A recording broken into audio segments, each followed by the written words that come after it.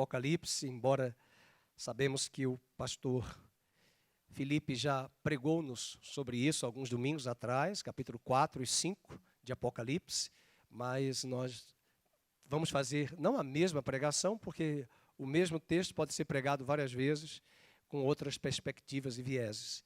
E como nós terminamos na semana passada, domingo passado, as igrejas do Apocalipse, a de Laodiceia, hoje de manhã nós vamos falar sobre o capítulo 4, um dos capítulos mais tremendos e importantes do livro do Apocalipse, que fala para nós da adoração.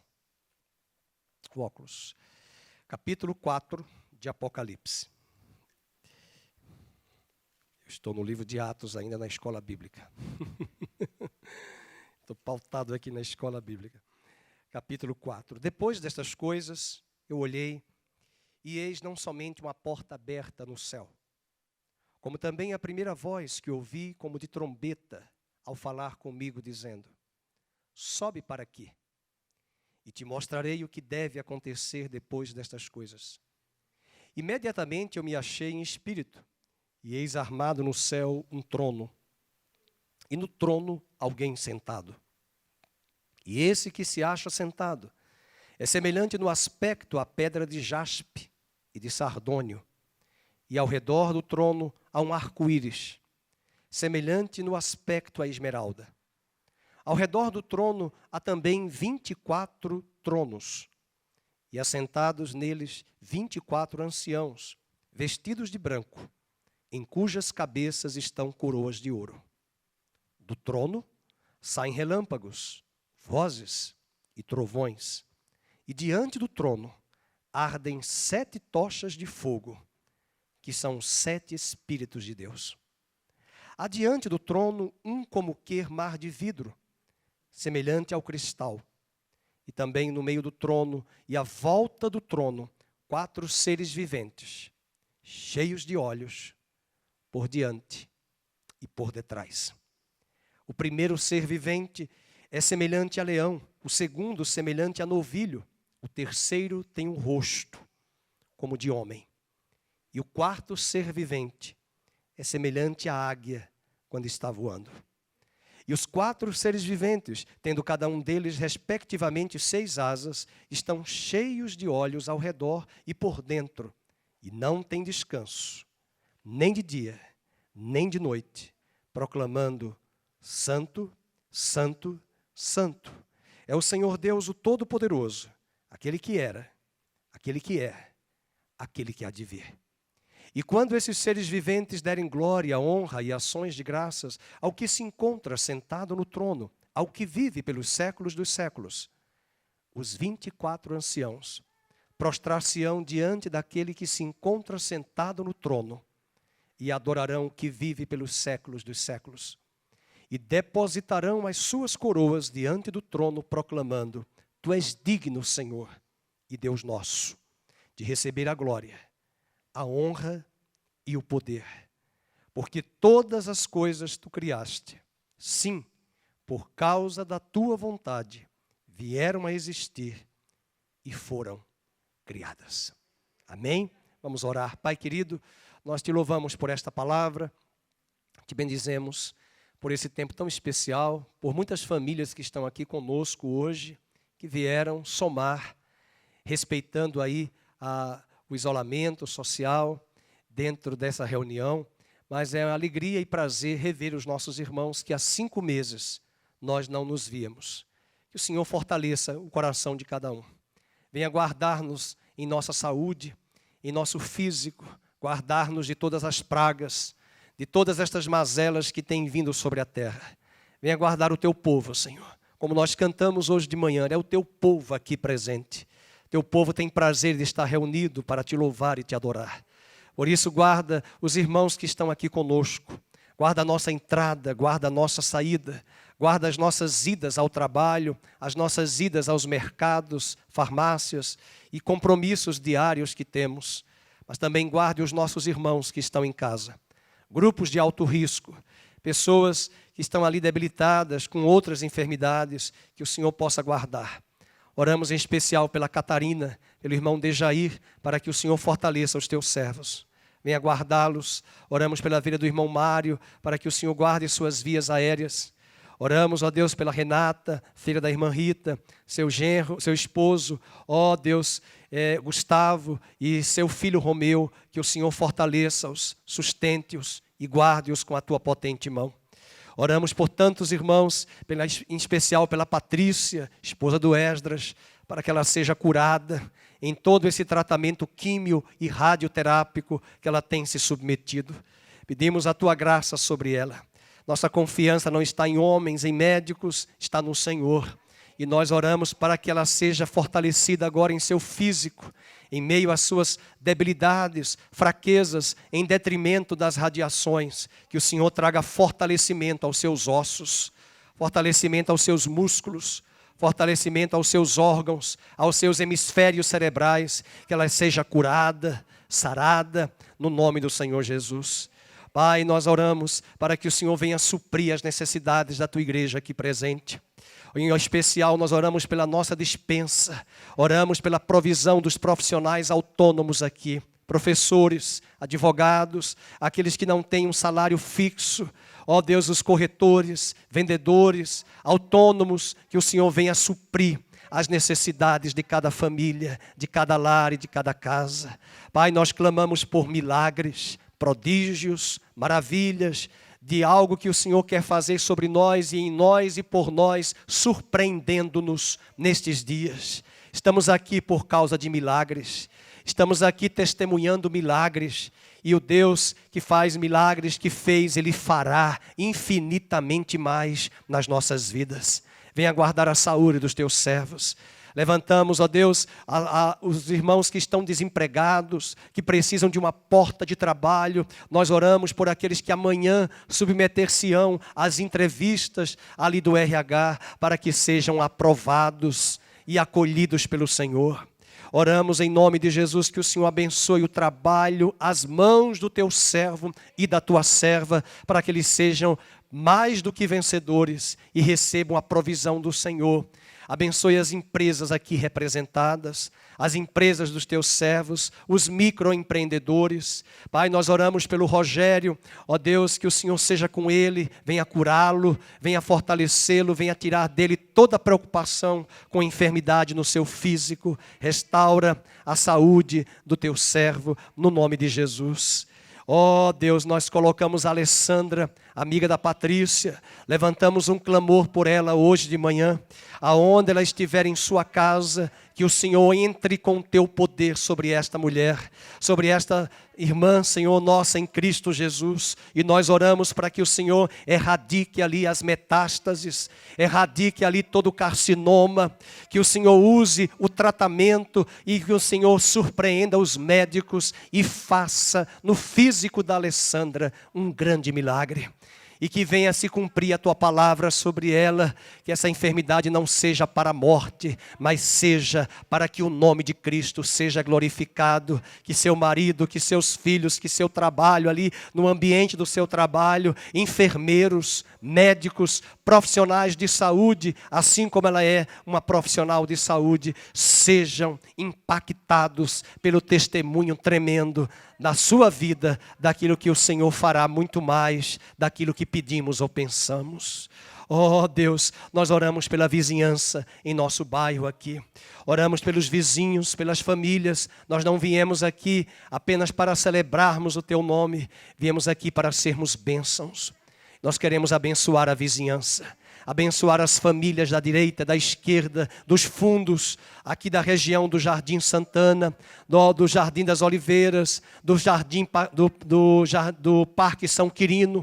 Colocamos também as mansões Santo Antônio, a circunvizinhança que está aqui sobre o nosso local. E nós oramos, venha salvar estas famílias, venha se revelar a estas famílias, venha despertar estes corações.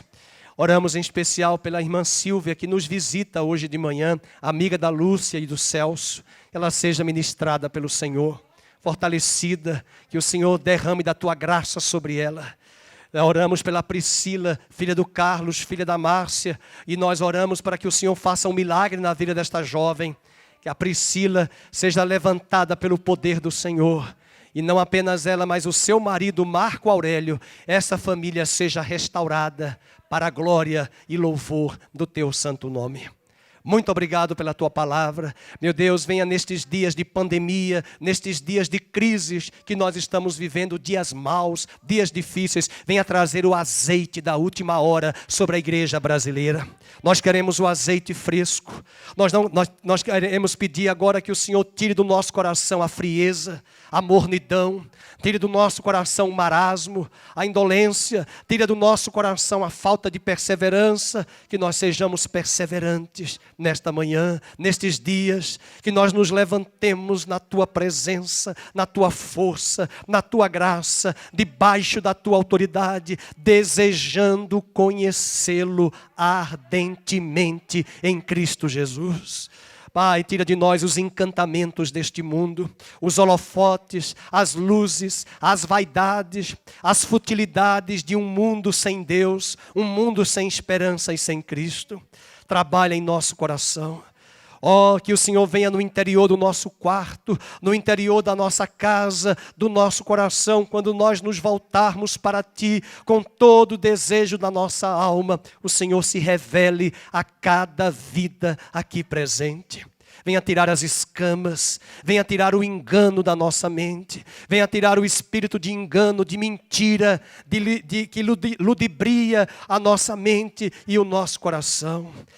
Não nos deixes cair em tentação.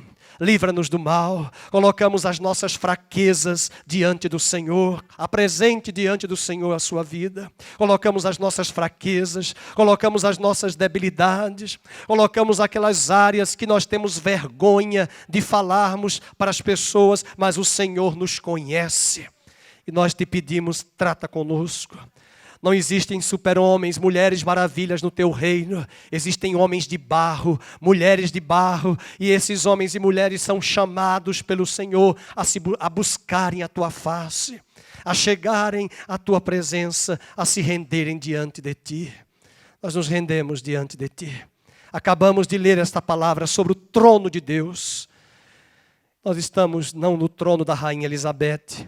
Nós não estamos no trono da rainha, do rei da Holanda. Nós estamos diante do trono do Deus Todo-Poderoso. E nós nos curvamos diante deste trono. Nós nos rendemos diante deste trono. Nós reconhecemos que neste trono há alguém assentado que é o Deus soberano, Criador, sustentador de todas as coisas. Deus soberano, Deus que controla todas as coisas, venha controlar as nossas vidas. Venha nos guiar, do seu trono saem relâmpagos, saem vozes, trovões, venha chacoalhar a igreja brasileira, venha limpar a tua eira, venha limpar o teu lagar, venha limpar a tua noiva, venha limpar o nosso coração, venha limpar a nossa mente da mentira, da fofoca, do orgulho, da soberba, da vaidade, da incredulidade. Oh, venha lavar o nosso coração, tira de nós a frieza, o marasmo, tira de nós as distrações, tira de nós as distrações. Lava o nosso coração, ó Deus. Fala conosco nesta noite, nesta manhã, em nome do teu Filho Jesus oramos, agradecidos. Amém e amém. Você pode sentar. Esse capítulo 4, a essência desse capítulo 4 e o capítulo 5, a palavra se chama trono. Na verdade, um dos grandes núcleos de mensagem deste capítulo se chama adoração. Estou percebendo que alguns estão com calor, vou pedir que o pessoal da diaconia tome a providência de pelo menos ligar aqui um ar-condicionado, porque incomoda-nos enquanto estamos pregando, os irmãos estão aqui. Eu fico com mais preocupação, porque alguns ficam distraídos. Ontem à noite nós estávamos aqui na mensagem de despedida aí do pastor Nairo, e realmente foi ligado, o ar estava muito confortável. Mas nós pedimos agora que, por favor, liguem pelo menos aqui o do meio, porque os irmãos estão se queixando aí de muito calor, tá bom? E eu particularmente consigo aqui até me controlar, mas alguns não. Tá bom? Então a gente tem que respeitar o controle está aqui. Ok. Então só que eu não posso ser o pastor multipolar, que faz tudo, né? Então eu vou pedir que alguns de vocês ligam. Eu não sei se isso é o controle do ar ou é do data show. Dá uma olhadinha aqui. Está aqui. Ok, está aqui, ó, por gentileza. A palavra trono aparece no livro de Apocalipse e todo o Novo Testamento, 67 vezes. Essa palavra trono aparece no Novo Testamento. Só no livro do Apocalipse nós temos 47. E só no capítulo 4, que nós acabamos de ler, 12 vezes a palavra trono aparece. Então, se há uma forte ênfase da palavra trono nesse livro, no Novo Testamento, o nosso desafio hoje, nesse estudo exegético, sistemático do livro do Apocalipse, é refletir quem está no trono. O que tem sobre esse trono? O que sai desse trono que nos atinge e muda as nossas vidas? Portanto, o trono de Deus é citado no livro do Apocalipse 47 vezes e só nesse capítulo 12 vezes. E no capítulo 5 aparece a palavra 6 vezes trono. Ou seja, no 4 e no 5 nós temos 18 vezes a citação da palavra trono de Deus. Por causa dessa palavra, nós precisamos lembrar, e o pastor Felipe pregou-nos um domingo que eu estava ausente, domingo de manhã ele falou do 4, um domingo à noite do 5, e o capítulo 4 seria quem está no trono, o Deus Criador. Mas no capítulo 5, quem está no trono? O Cordeiro Redentor e o nosso resgatador e o nosso remidor. Adorar é atribuir valor, é deixar tudo o que somos e o que temos para louvar a Deus por tudo que Ele é e por tudo que Ele faz. Há uma música muito bonita que alguns conjuntos musicais cantaram, chamada Meu Tributo. Já foi gravada pelos Vencedores por Cristo, que eu vim saber recentemente. Foi gravada pelo grupo da Igreja Adventista do Sétimo Dia, grupo Prisma.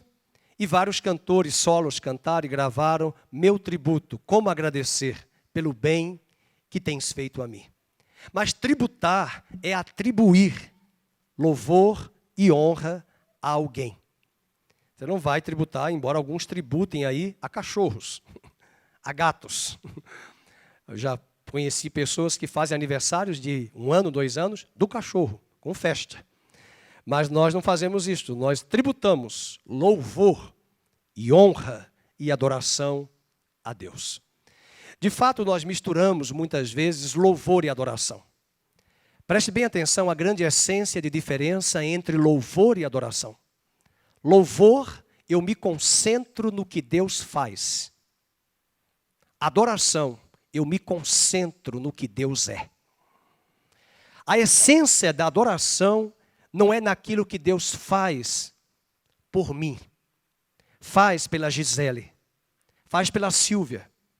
A essência da adoração é por aquilo que Deus é, seu ser, seu caráter.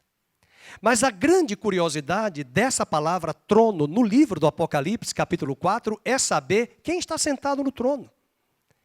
E é interessante que no estudo sistemático do livro do Apocalipse, que é o que nós estamos fazendo aqui, você vai perceber que a narrativa do capítulo 4 parte, a priori, de quem está sentado no trono, versículo 2, mas ele começa a trazer uma narrativa de quem está ao redor do trono. Ele vê 24 tronos, ele vê 24 anciãos, ele vê seres viventes que são os querubins, ele vê e ouve som de relâmpagos, trovões, raios, ele vê pedras de jaspe e sárdio ou sardônio. Portanto, toda essa narrativa é uma costura, um tecer de um propósito muito especial, mostrar a ação de um Deus que está no trono e quanto esse trono pode impactar a minha vida e a sua vida. Quantos aqui lembram de uma canção que cantamos recentemente em alguns cultos? Quem já entrou no Santo dos Santos? Como é o restante da canção que eu esqueci? Em outro lugar não pode estar. Porque você entende que naquele lugar que você conheceu, o trono, a sala de Deus, impactou a sua vida. E não existe outro lugar nesta terra, por mais lindo, bonito, esteticamente apresentável, diante dos nossos olhos, que venha mostrar esse divisor de águas que o trono de Deus tem a capacidade de fazer em nossas vidas.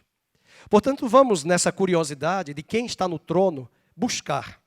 Uma curiosidade, primeira, no capítulo 4. Versículo 1 diz, depois destas coisas, que coisas? Depois destas coisas, veja aí o versículo 1, está ali na tela. Depois destas coisas, que coisas? Veja, vai comigo para o capítulo 1, verso de número 19. Você vai ter a divisão do livro do Apocalipse. 1:19. Escreve, pois, as coisas que viste. Sabe quem são as coisas que viste? Eu não vou retomar aqui não, viu, irmãos? As coisas que viste, João viu Cristo glorificado. Aleluia. Ele não viu o anticristo não, irmãos. Ele não viu a besta, ele não viu o falso profeta, ele não viu a Babilônia. A primeira visão que ele teve foi Cristo andando no meio das 7 igrejas. Dos 7 castiçais. É aquilo que ele viu. Reescreve aí as coisas que viste. E um detalhe, quando ele viu, ele se quedou diante de Deus. Segundo aspecto, verso 19, as coisas que são. Presente do indicativo, a igreja. Do capítulo 2, o capítulo 3, ele vai narrar a história da igreja. As 7 igrejas não são 7 fases da igreja. As 7 igrejas mostram situações que acontecem até hoje em todas as igrejas de Cristo, no mundo contemporâneo que nós estamos vivendo e em cada geração. A nossa igreja local, ela pode ter alinhamento com a igreja de Sardes, um exemplo. A igreja X da denominação Y pode ter um alinhamento com a igreja de Laodiceia, com a igreja de Filadélfia. Portanto, essas 7 igrejas estão acontecendo, elas são. E João diz, escreve as coisas que viste. Jesus fala para ele, as coisas que são. E agora, as coisas que depois destas hão de acontecer. Versículo 19. Agora vai comigo para o capítulo 4. Versículo 1. E depois destas coisas, que coisas? As que viste e as que são. As que viste e as que são. E o que vai acontecer do capítulo 4? Não é a besta que ele vai ver primeiro. Não é o anticristo. Eu vejo muitos cristãos preocupados quem será o anticristo. Preocupados com um grupo chamado Illuminati. Esquece isso. Você vai se perder. Isso eu chamo de distração de Satanás para tirar você e eu do foco. Para com isso. Você está preocupado com o Illuminati, dizendo que o Macron é o anticristo? Onde já se viu? Para de afirmar isso. Ninguém pode estudar a Bíblia fazendo interpretação particular. A Bíblia não é de particular interpretação. Eu posso ouvir um amém? Não é de particular interpretação. Não estude a Bíblia com textos afirmando porque a Bíblia não se propõe a isso. Anticristo pode ser uma pessoa e pode ser um sistema. João, quando escreveu o Apocalipse, ele escreveu a primeira epístola e ele disse, o anticristo já está no meio de vós, naquela época.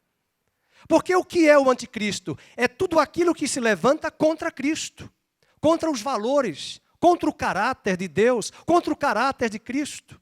Isso é o anticristo. Então, às vezes, nós temos discursos aí na internet, e essa ideia, a internet é muito boa, mas você entra no YouTube, você vai encontrar uma Babilônia, uma Babel de discussões. Existem grupos diversos, existem até judeus que afirmam ser o Messias. Ser o Messias. Ora, isso não é novidade, sempre existiram Messias, falsos Messias. Portanto, versículo 1 diz, como também a primeira voz que ouvi como de trombeta ao falar comigo, dizendo, esse é o segundo aspecto, sobe para aqui e te mostrarei o quê? O que deve acontecer depois de quê? Depois de quê, irmãos? Destas coisas. Agora, vocês perceberam que o verso 1 diz que tem uma porta aberta? Aleluia. Tem uma porta aberta. No Apocalipse tem 3 portas, irmã Cidinha. A primeira porta é a porta da oportunidade. Segura ela. É a porta que Deus vai te dar hoje. Está te dando. Te deu nessa pandemia. Olha a porta que Deus nos deu nessa pandemia. Olha que porta. É um portaço. Olha a porta. Olha a porta do apartamento ali da irmã, a moradia nova. A irmã, é você mesmo. Sou eu? É a porta. A porta que Deus tem dado a muitos irmãos. Apesar de todos os pesares, das dificuldades, Ele tem aberto portas. Essa é a primeira porta da oportunidade. A segunda porta é a porta do coração. Apocalipse 3:20. Eis que estou à porta e bato. Mas essa porta eu chamaria de porta da revelação. No livro Mais do que Vencedores, esse livro que a Márcia comprou aí para o grupo que está estudando conosco Apocalipse, aquele livro do William Hendrickson, Mais que Vencedores, ele chama essa porta de porta da revelação. E se você quiser conhecer os planos e os desígnios de Deus, eu convido você, e o Espírito nos convida a irmos para o trono. Porque é do trono, pelo Espírito, que virá a revelação. Não é revelação nova da Kodak, Fujicolo. É revelação da palavra de Deus que já está escrita e que Ele descortina, que abre a nossa mente. E aí, o verso 2, ele fica incomodado porque ele se acha em espírito e vê no trono alguém sentado.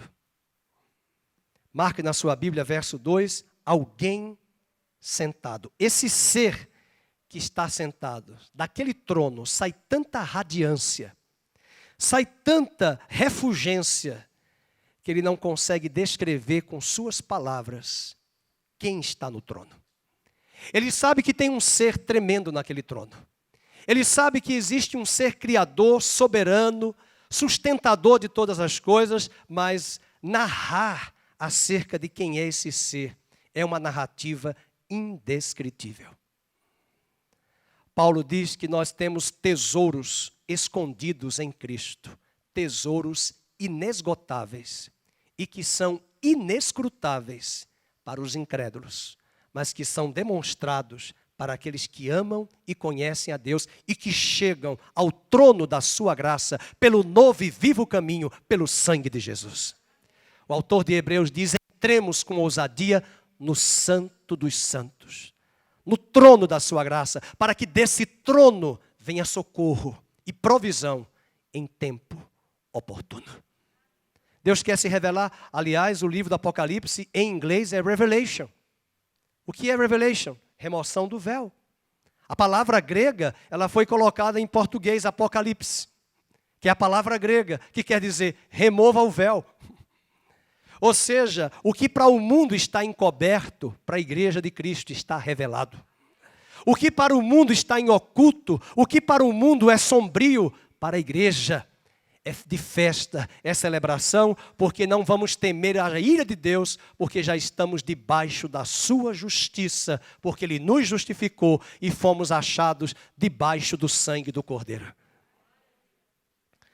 Quem está nesse trono? Primeiro, um ser assentado no trono. Verso 2 e verso 3. E esse que se acha sentado é semelhante no aspecto à pedra de jaspe e de sardônio. Pedra de jaspe, eu não tenho uma pedra de jaspe na minha casa. É possível lá que um ex-governador tenha essas pedras. Mas essa pedra de jaspe, segundo os especialistas, é uma pedra cristalina, bem transparente. E no trono de Deus não precisa de CPFL. Ele é a própria luz. Tudo é translúcido. Tudo é límpido. Lá não tem becos e esconderijos. Lá não tem nada escondido às ocultas. Ele é a própria luz. É transparente, é autêntico. E esse é um dos grandes problemas da igreja. Há pessoas que querem buscar um cristianismo e não serem tratadas por Deus, trabalhadas aqui por Deus.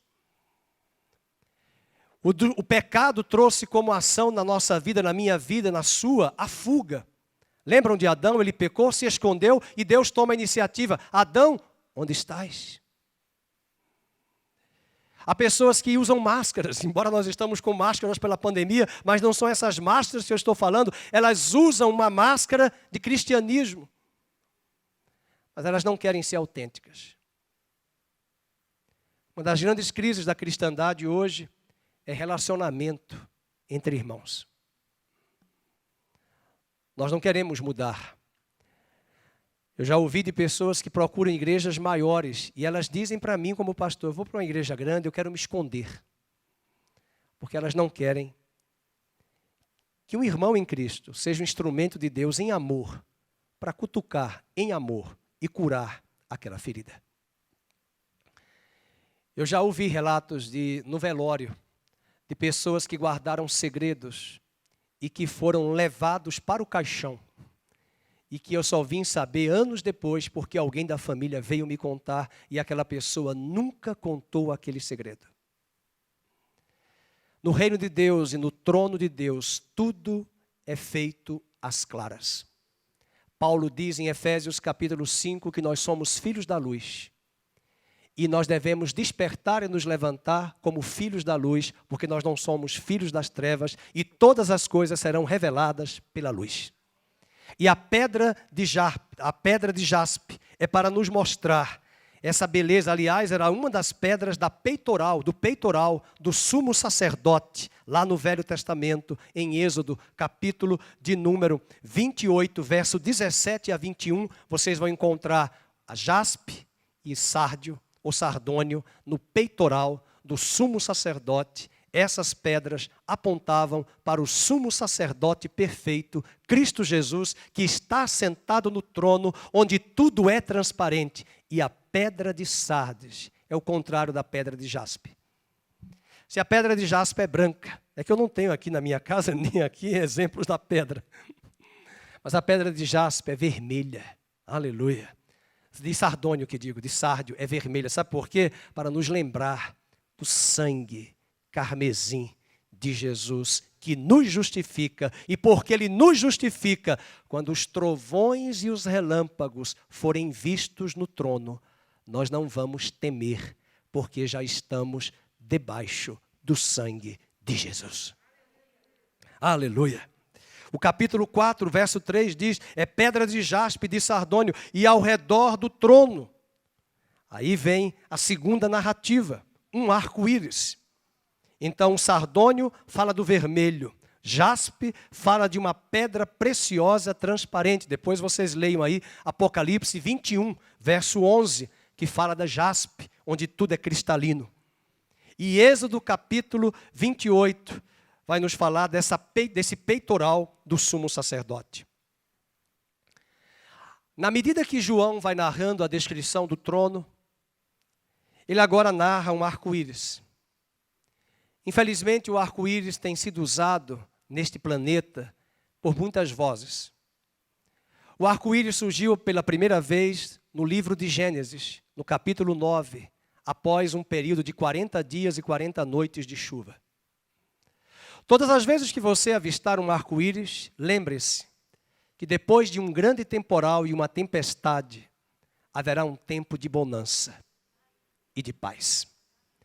Virá um tempo de juízo, igreja, mas em breve virá o reino de Deus físico, que será visível e tangível em toda a terra.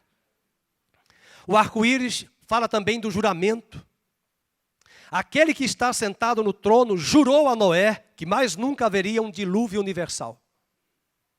Naquele dilúvio, Deus jurou a Noé dizendo que nunca mais haveria tal forma de juízo como foi nos dias de Noé e daqueles descendentes de Noé no livro de Gênesis capítulo 9.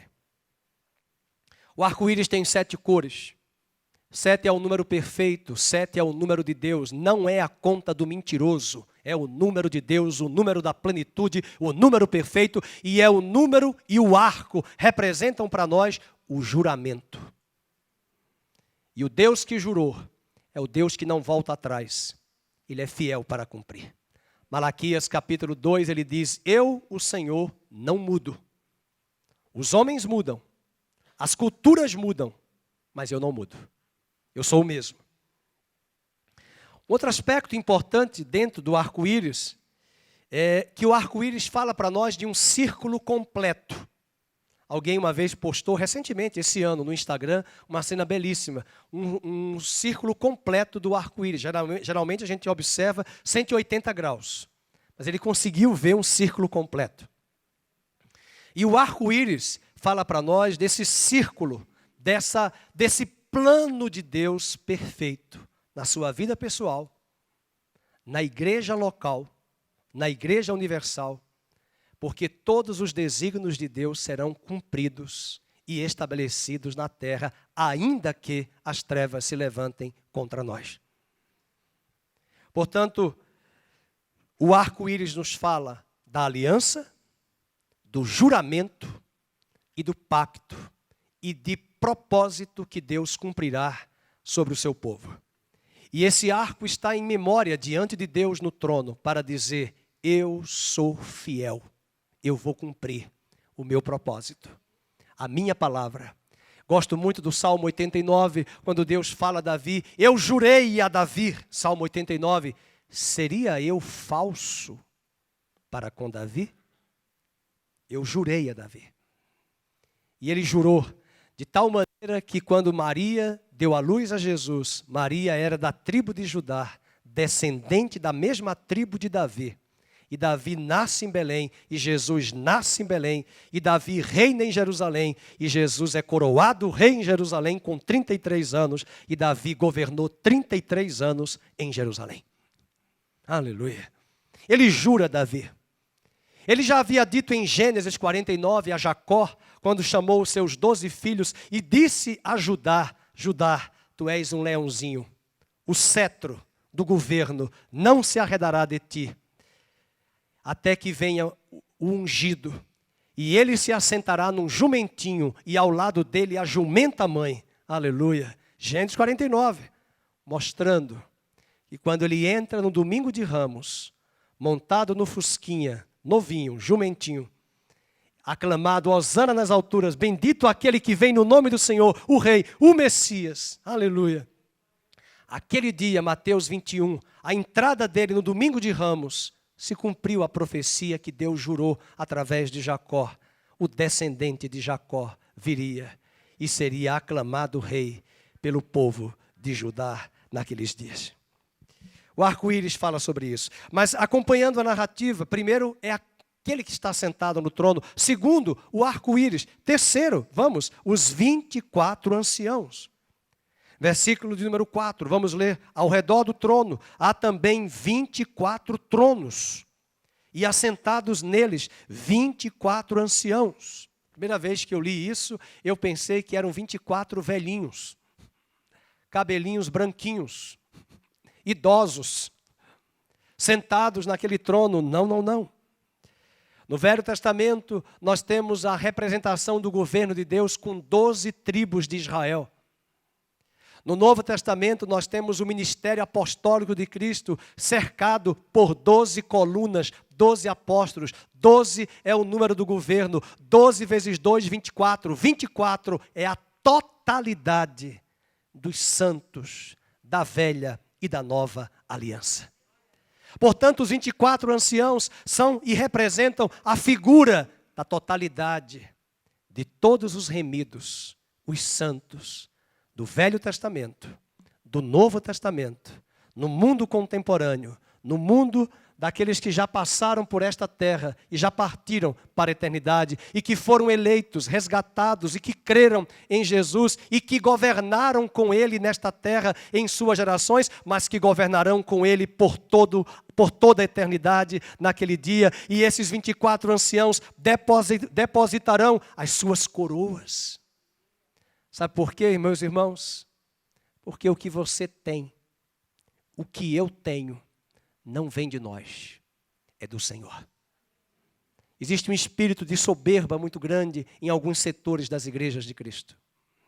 Pessoas que se acham detentoras do ministério, donas, intocáveis. Certos ministérios são intocáveis.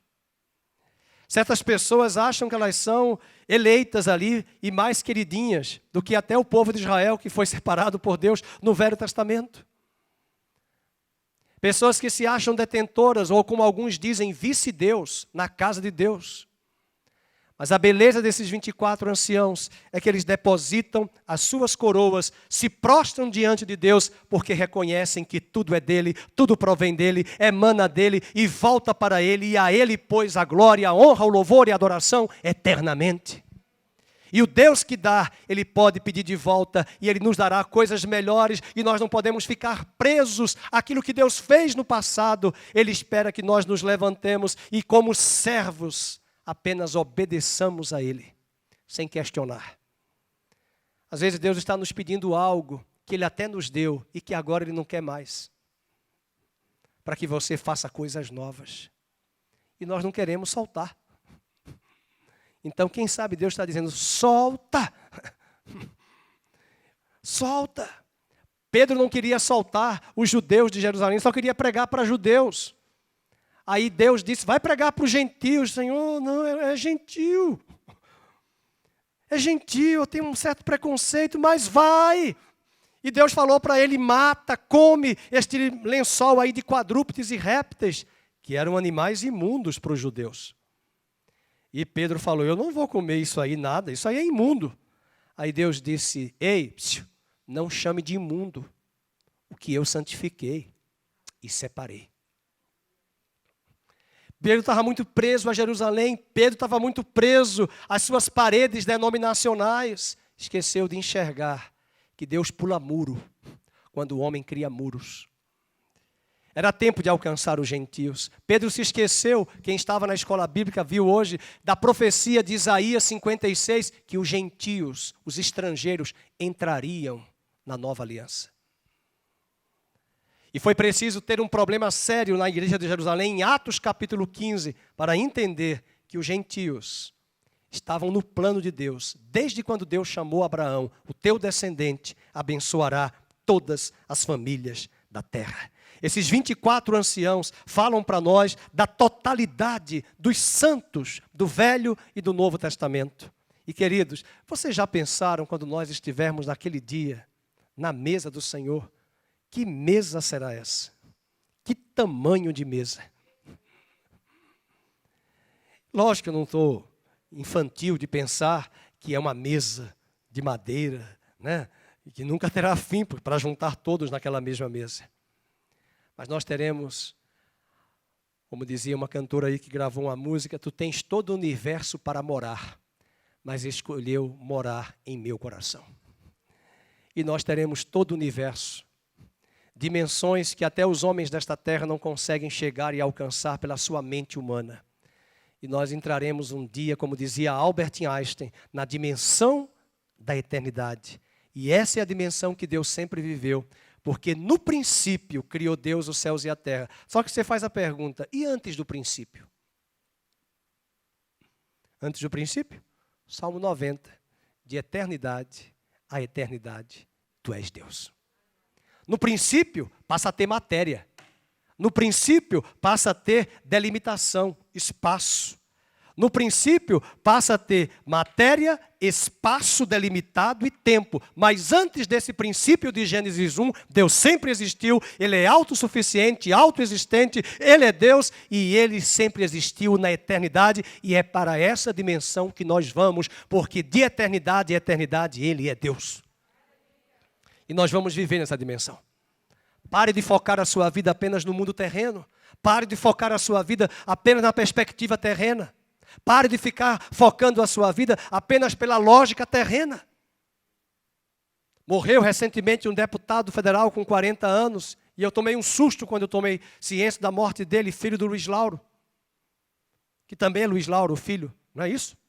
O mesmo. E eu choquei-me porque cada pessoa que morre, que entra na eternidade, para onde ela foi?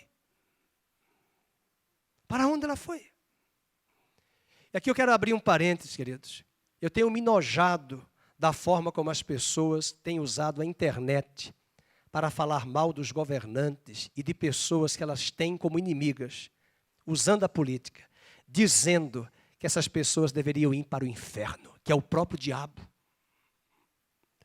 Ontem alguém postou falando aonde foi que o presidente almoçou em certo lugar e a pessoa disse, mas ele sentou-se com o diabo.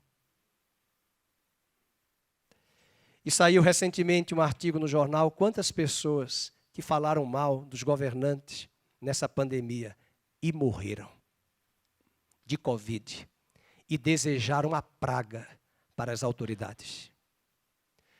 Nós precisamos ter muito cuidado com a nossa boca, com a nossa língua. Esses 24 anciãos representam os santos. E esses santos são santos. São santos no falar. São santos no agir. E esses santos, eles não são levianos, arrogantes. Eles tomam as coroas que receberam e devolvem-nas para aquele que deu. Porque o poder é dele, tudo é dele e volta para ele. Ah, mas tudo que eu construí foi com o meu dinheiro, que Deus te deu. Sabedoria para gerir recursos financeiros. Ah, mas isso aqui é meu, eu tenho pessoas da minha família, não, isso aqui é meu, isso aqui fui eu que construí. Deus que te deu. E se ela não reconhece, quem sabe ainda antes de morrer que reconhecerá.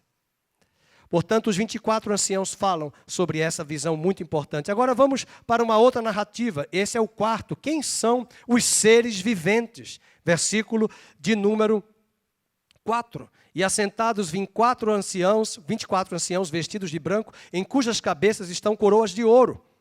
E do trono saem relâmpagos, vozes e trovões, e diante do trono ardem 7 tochas de fogo, que são os 7 espíritos. E há diante do trono um como que mar de vidro. E no versículo 6 diz, 4 seres viventes, cheios de olhos, por diante e por detrás. Esses seres viventes, se você quiser estudar em casa e aprofundar, eu convido você a fazer hoje uma leitura da Bíblia, depois do seu almoço. E ao invés de ler bobagens e asneiras, leia Ezequiel 1 e Ezequiel 10. Aí domingo que vem você me dá um feedback. Pastor, eu entendi a profundidade das profundezas profundas do capítulo 10 de Ezequiel. Porque o capítulo 1 de Ezequiel, ele tem uma visão do trono de Deus. O capítulo 10 de Ezequiel, ele tem a visão do trono de Deus e ele vai afirmar esse trono. Ele vê o arco-íris no capítulo 1 de Ezequiel, no trono. Ele vê os querubins.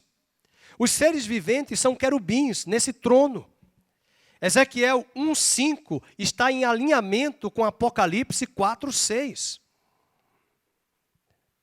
Os seres viventes que aparecem aqui são os mesmos que aparecem em Ezequiel. E é interessante que as faces desses seres viventes, 4 faces, boi, leão, homem e águia. Primeira vez que eu li Apocalipse, eu pensei, meu Deus, que bicho é esse? Que monstro é esse? Na minha leitura simplória, um anjo que tem 4 faces de boi, de leão, de homem e de águia. Mas aí eu fui amadurecendo na Bíblia. E eu entendi que Deus escreveu 4 evangelhos. Deixou 4 evangelhos. Mateus apresenta Jesus como o rei, o leão. Marcos é o evangelho mais curto. Foi escrito para os romanos. Mostra Jesus como servo, o boi, o animal do serviço doméstico. Que naquela época não era cavalo, charrete. Era boi que se usava para carregar as cargas, trazer as cargas. Depois Lucas escreve Jesus como homem, falando da sabedoria de Cristo, da inteligência, do crescimento, o homem. E João escreve como aquele que estava nas alturas, como águia, habitando nas moradas de Deus. O Verbo um dia desceu e se fez carne. Isso mostra essa riqueza dos 4 evangelhos apresentando a pessoa de Cristo. Mas preste atenção que o trono que nós estamos falando vai impactar a vida da Cidinha, vai impactar a vida da Olga, vai impactar a vida do... Sabe por quê? Quando olhamos para o trono, esses seres viventes que se movem rapidamente pelo mover do Espírito no trono, eles falam da inteligência humana, da agilidade da águia, do serviço do boi e da ousadia e intrepidez do leão. E quanto mais a Marisa, quanto mais o Celso entram na presença de Deus no trono, você sairá mais ousado. Você será um homem inteligente, como Daniel. Você será uma pessoa mais ágil, não para o pecado, mas para o reino de Deus avançar nesta terra. E você terá um espírito de servo para servir a igreja de Cristo na casa do Senhor. Quem entra no trono e observa o que está no trono, a dinâmica do trono, é para ser influenciado por tudo aquilo que João vê naquele trono. E o que ele vê agora são 4 seres viventes. Acompanhem comigo o raciocínio do verso 6. Cheios de olhos. Eles não são monstros.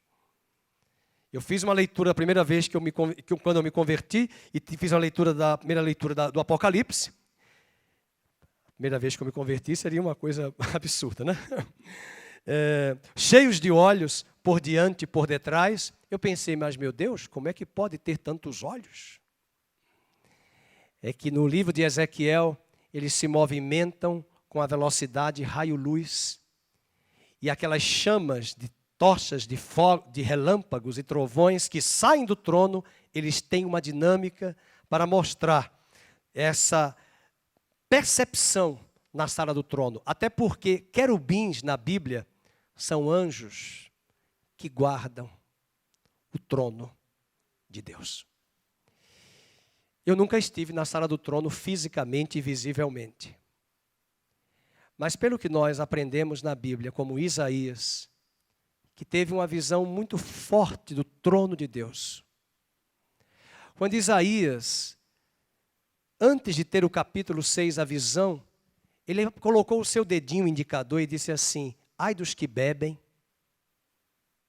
ai dos que cometem pecados de adultério, com o dedinho indicador. Ai dos que fazem isso, ai dos que fazem aquilo.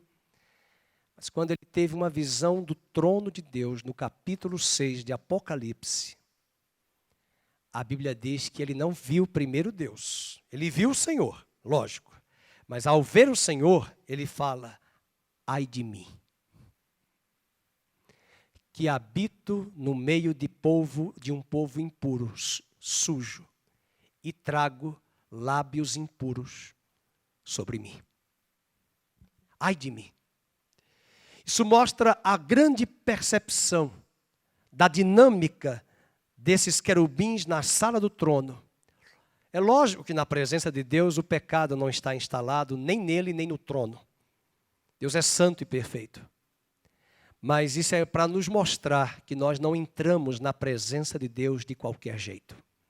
Eu não posso entrar no trono da rainha Elizabeth de qualquer forma.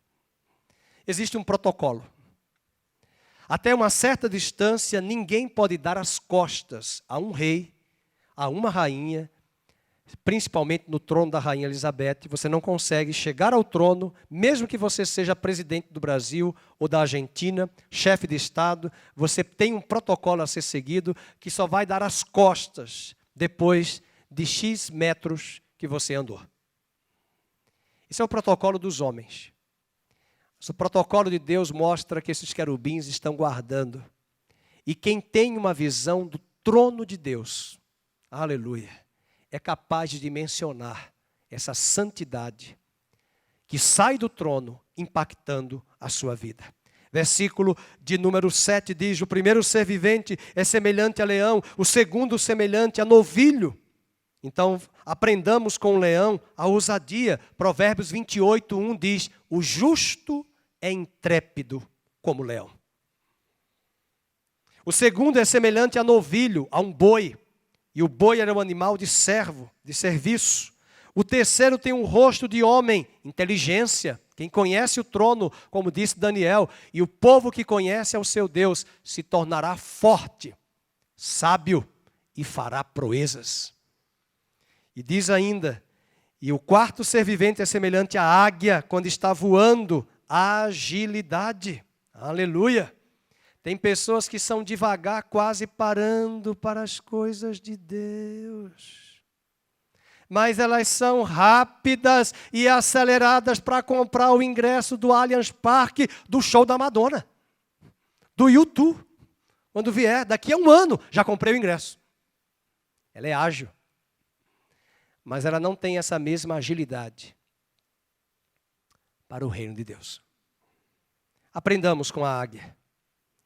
Além disso, nós vamos encontrar esse fogo no trono de Deus que move do trono para os seres. Veja o versículo de número 6.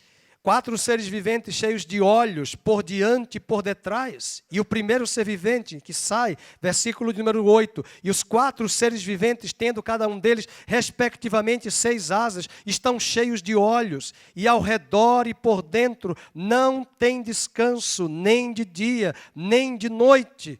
Proclamando o quê? Todos juntos. Santo, santo, santo é o Senhor Deus, o Todo-Poderoso. Veja que do versículo 5 diz que saem do trono, na verdade, 7 tochas de fogo, que são 7 Espíritos de Deus. Percebam que Deus não tem 7 Espíritos unidades, é para falar da totalidade, da plenitude. E essas 7 tochas representam para nós o ouro da santidade de Deus. E você pode acompanhar isso lá no livro de Ezequiel. Abra sua Bíblia em Ezequiel, capítulo 10, verso 20. Capítulo 10, verso 20. Ezequiel. Capítulo 10 é um texto que eu convido você a ler em casa para ampliar aí a visão das brasas de fogo.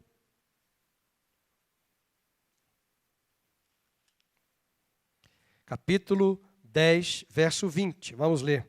E são estes os seres viventes que vi debaixo do Deus de Israel, junto ao rio Quebá, e fiquei sabendo que eram o quê? Querubins. E cada um tinha 4 rostos e 4 asas, e a semelhança de mãos de homem debaixo das asas. Os irmãos estão percebendo que a narrativa de Ezequiel é a mesma de Apocalipse? Então, o que João viu não foi novidade. Ezequiel já tinha visto. Então, às vezes, nós estamos buscando coisas novas no Apocalipse. Geralmente, o neófito se converte e diz assim, agora quero estudar Apocalipse. Eu digo, vai ter um curto-circuito. É preciso estudar Ezequiel, o Velho Testamento, para você ver a revelação progressiva. O que João viu não foi novidade. Ezequiel já tinha visto. E é interessante que ele traz aqui a ideia das rodas, essas rodas de fogo. Versículo 9, eu olhei e eis 4 rodas junto aos querubins, que alguns chamam de carros. E uma roda junto a cada querubim, e o aspecto das rodas era brilhante como pedra de berilo. Quanto ao seu aspecto, tinha as 4 a mesma aparência, e era como se estivesse uma roda dentro da outra, mostrando a dinâmica desse movimento dos querubins. Andando elas, podiam ir em 4 direções. Veja, 4 direções. Marca aí na sua Bíblia, verso 11. 4 direções. Uma pessoa que tem a visão do trono de Deus, ela vai se dirigir para os 4 cantos da terra para pregar o evangelho. É a dinâmica do trono. Ide por todo mundo e fazei discípulos de todas as nações. E seguiam as outras e não se viravam quando iam. E todo o corpo dos querubins, suas costas, as mãos, as asas e também as rodas. Os 4 estavam cheias de olhos ao redor. E quanto às rodas, foram elas chamadas girantes. E ouvindo eu, cada um dos seres viventes tinha 4 rostos. A mesma narrativa. E ele, voltando um pouco antes, no capítulo 10 ainda, ele vê o quê? No trono, verso 1. No firmamento que estava por cima da cabeça dos querubins, apareceu sobre eles uma como pedra de safira, semelhante à forma de um trono. E falou ao homem vestido de linho, vai por entre as rodas até debaixo dos querubins e enche as mãos de brasas acesas dentre os querubins e espalhas sobre a cidade, e ele entrou à minha vista. Portanto, quando nós temos uma visão do trono, Deus nos chama para irmos às cidades, às nações, pregarmos o Evangelho de Deus pela dinâmica. E as tochas de fogo falam da santidade de Deus, do ouro líquido, queimando o nosso coração, purificando de todas as escórias e separando-nos como vasos de honra para a sua obra e o seu reino. Mas eu finalizo voltando agora para Apocalipse e trazendo 3 considerações importantes do trono. Primeiro, o trono de Deus é um trono de graça e de misericórdia. Capítulo 4, verso 3. Haverá um momento que do trono de Deus sairá o juízo. Mas hoje nós podemos ver nesse trono a misericórdia e a graça de Deus saindo e aplicando sobre as nossas vidas. Capítulo 4, verso 3, vamos ler. E esse que se acha sentado é semelhante no aspecto à pedra de jaspe, transparente, e de sardônio, vermelho, carmesim, o sangue de Jesus. E quando nós olhamos para esse trono e avistamos essas 2 pedras, diante de Deus nós somos achados limpos e transparentes como jaspe e cobertos no sangue de Jesus. E se estamos debaixo do sangue de Jesus, não enfrentaremos a ira de Deus, mas já passamos da condenação para a vida eterna. Por que nós estamos sofrendo com essa pandemia e com essa situação? Porque Pedro diz na sua carta que antes que o juízo venha sobre as nações e o mundo, Deus trará o juízo primeiramente sobre a igreja. Deus vai tratar com a igreja. Deus está tratando com o povo de Deus aqui presente. Veja que interessante, quando as pragas chegaram no Egito, Deus já estava tratando com Israel, que estavam todos ali sofrendo a míngua sobre a tirania de Faraó. E Deus trata com os filhos de Israel, mas Deus também trata com o Egito e traz o juízo. E quando traz o juízo, sai o povo de Israel, mas também sai um populacho do Egito acompanhando o povo de Israel. Portanto, nós podemos aprender desse trono, que desse trono tem graça. E é por isso que o autor de Hebreus 10 diz: entremos com ousadia na sala do trono para recebermos graça em tempo oportuno. Segundo aspecto é que o trono de Deus é também um trono de juízo. É um trono de graça, mas é um trono de juízo. Veja o verso 5. Do trono saem o quê? Relâmpagos, vozes o quê? E trovões. E diante do trono ardem 7 tochas de fogo, que são os 7 Espíritos de Deus. Estamos na sala do trono. E depois, a partir do capítulo 6, nós vamos ver a narrativa dos juízos de Deus, trazendo os selos, as taças e as trombetas, que são expressões de juízo que saem do trono de Deus. Também o trono é um lugar de juízo. Eu sei que vocês devem estar assustados, a gente não ouve muito amém não, quando a gente fala assim, o trono tem juízo.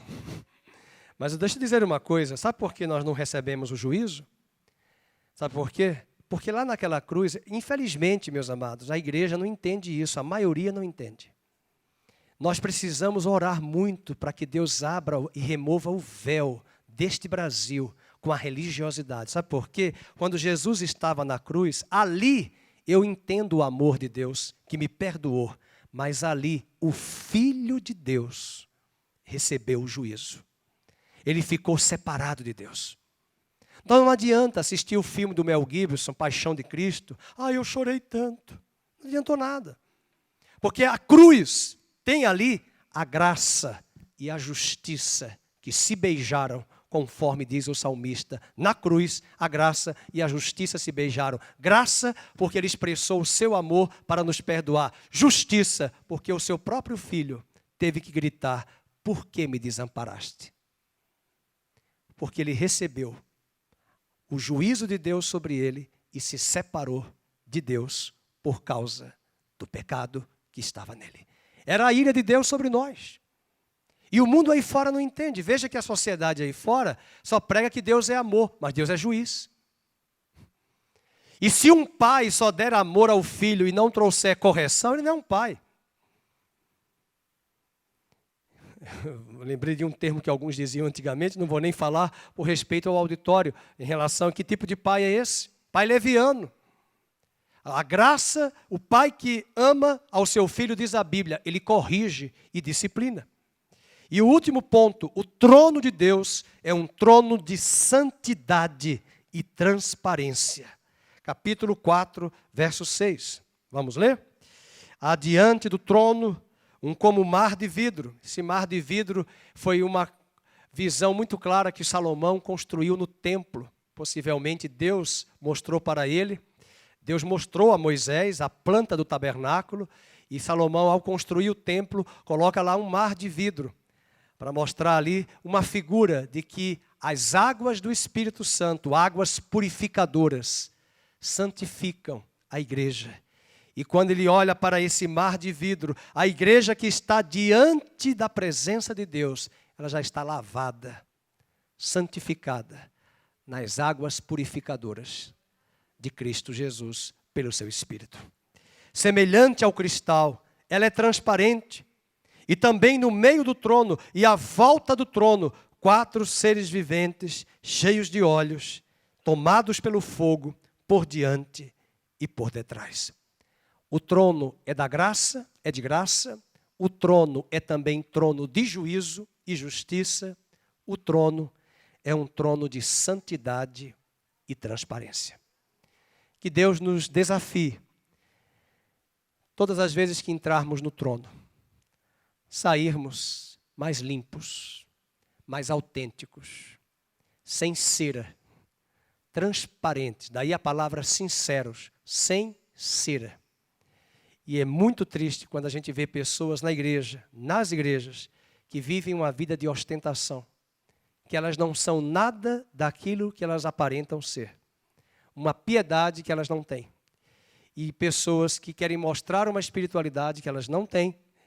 E que Deus nos ajude a tirarmos essas máscaras e estas ceras, porque lá tudo é cristalino, jaspe, transparente. Tem graça, haverá juízo desse trono um dia. E um detalhe, Paulo diz em Coríntios que um dia, quando nós reinarmos com Cristo, naquele grande dia, nós vamos julgar o mundo com Cristo. Nós vamos julgar o mundo com Cristo. Nós seremos instrumentos de justiça para julgar aqui na terra aqueles ímpios e pecadores que não deram ouvidos ao trono da graça.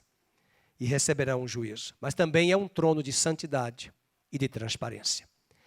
Convido você a ficar de pé. Convido você a cantar mais uma vez essa canção que nós cantamos. É o teu povo aqui presente, diante do trono. Todos, uma a uma só voz, declarando que só tu és santo. Amém? Vamos cantar esta canção, celebrando o nome do Senhor, adorando ao Senhor neste dia.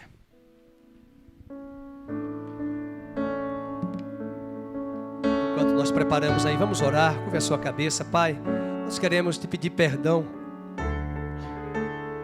Por muitas vezes nossa vida está tão distante e alheia àquilo que nós falamos, pregamos, lemos e cantamos. Pedimos a ajuda do Teu Espírito Santo hoje para que estas palavras que estão sendo ensinadas a partir do livro do Apocalipse, elas venham como fogo líquido do Senhor, santificando a igreja. É impossível entrar no trono de Deus e sairmos da mesma forma, e sairmos da mesma maneira, moldados no velho Adão. O Senhor nos desafia para que na medida que entremos na sala do trono de Deus, da Tua presença, da Tua graça, sejamos lavados pelas águas purificadoras desse mar de vidro. Sejamos levantados como homens e mulheres santos. Não santos por nossos méritos, mas santos por causa do sangue de Jesus que nos aceitou, que nos perdoou, que nos redimiu e que nos torna uma vida limpa, transparente, clara, translúcida para os que nos cercam. Pai, como nós aprendemos aqui, nós queremos entrar no trono a cada dia, estarmos na Tua presença, como disse Elias, o Deus em cuja presença estou. nesse Deus em cuja presença estamos, ao sairmos do trono, nós vamos ser tomados pela agilidade da águia, pela inteligência do homem. Dá-nos sabedoria para conduzir as nossas vidas e tudo aquilo que está sobre as nossas mãos. Quando nós entrarmos no trono, nós sejamos influenciados pelo impacto do serviço, do novilho, do boi que foi visto naqueles querubins, para que sejamos servos e não estrelas e astros, usurpando a excelência do lugar que só pertence a Cristo. E nós oramos para que sejamos mais ousados como o leão, intrépidos, para que possamos estabelecer o teu reino sobre esta nação e sobre as nações da terra.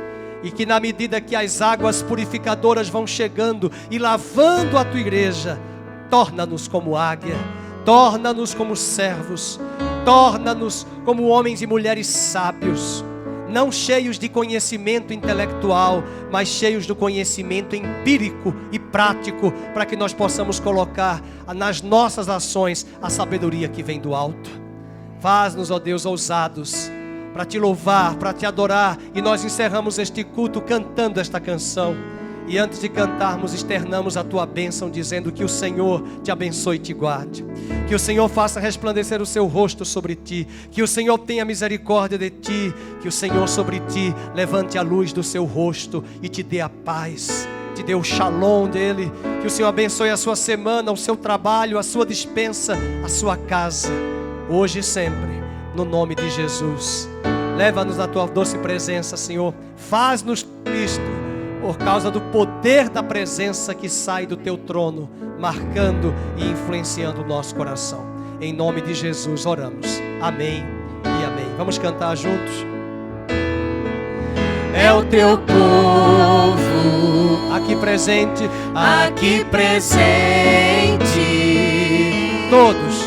todos numa só voz, declarando que só tu és grande, exaltamos teu doce nome, pelo amor, pela cruz, por teu Filho Jesus, pois és santo, sim, és digno de louvor e de ser adorado.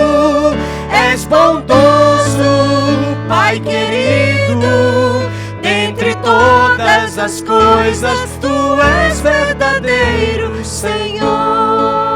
Olha como a bateria faz a falta. É o teu povo, quero ouvir as vozes aqui presente, todos numa só voz, declarando que só tu és grande. Exaltamos teu doce nome,